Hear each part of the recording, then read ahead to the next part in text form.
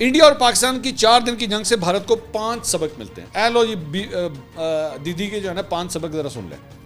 Number 1, चीन और तुर्की हमेशा पाकिस्तान को सपोर्ट करेंगे। चल चंगी गल है, तेन भी पता लग गया। ए 1-2 मुल्क होर भी पाल है, उज्बेकिस्तान भी डाल ले बीच में, ठीक है, वो भी सपोर्ट करेगा। आगे चल, आगे कहती है जी अमरीका पाकिस्तान को भारत के बराबर का मानेगा।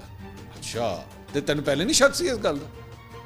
कहती है कि जी मतलब पाकिस्तान और भारत जो है वो अमेरिका की नज़र में दोनों बराबर हैं। तो ये तो अच्छी बात है कि आप लोगों को 2-4 चपेड़े पड़ी हैं तो आपको होश आ गई इस बात की कि वाकई बराबर है। उसके बाद कहती है कि जी भारत सिर्फ रूस और फ्रांस पर भरोसा कर सकता है। फ्रांस से भी ना करना, वो तानू 2 नंबर जहाज भेज देने ने, फ्रांस से भी ना करी, ठीक है।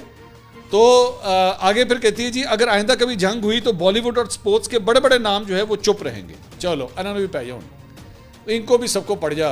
ये इनका ना ये वैसे एक रूटीन है, ये नफरत फैलाने का ये भी एक तरीकाकार है। तू क्यों नहीं बोला, तू भी बोल, तुम बताओ, बोलो जय श्री राम, बोलो जय भारत की जय।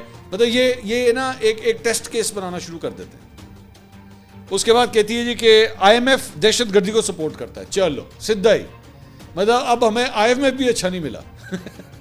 IMF भी जो है ना वो भी पाकिस्तान को वो किस बात की तब चढ़ी हुई कि इन्होंने एड़ी चोटी का जोर लगा दिया कि IMF की किस्त ना मिल सके पाकिस्तान को। वो मिल गई, उन्होंने कहा जी बिल्कुल देंगे, उन्होंने दे दी। अब उसके ऊपर मुसीबत पड़ी हुई है कि किस्त क्यों दे दी।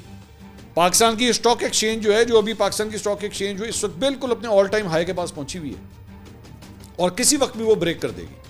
मतलब ये वो सेंटिमेंट है इस जंग के बाद पाकिस्तान के अंदर इन्वेस्टर्स का, पाकिस्तान की जो मल्टीनेशनल कंपनीज जहां पे काम कर रही हैं उनके हवाले से ये सेंटिमेंट पाकिस्तान में पाया जाता है। उत्थे मुसीबत पई ने।